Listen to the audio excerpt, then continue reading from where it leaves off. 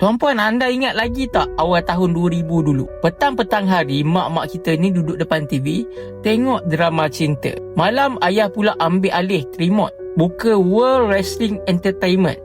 Jerit sorang-sorak. Padahal, dua-dua ni penat kerja seharian. Ini bukannya pergaduhan, ini bukannya kebetulan, ini adalah storytelling yang dicipta dengan sengaja, tuan-puan. Tuan-puan, WWE ini bukan bermula dengan pentas gergasi. Asalnya 1990-an dulu, wrestling lokal je. Murah, kasar, pentas pun kecil.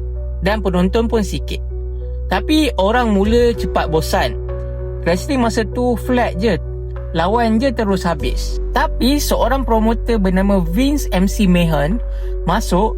Dia ni tak jual penggusti, tapi dia ni jual watak. Hero, penjahat, ceritanya dendam, cerita keluarga dan cerita pengkhianatan. Dan bermula pada itu, wrestling jadi hiburan, bukannya sukan semata-mata macam kita tengok sebelum ni lah. Bila watak dah hidup, penonton mula pilih sisi. Ada yang nak benci, ada yang fanatik.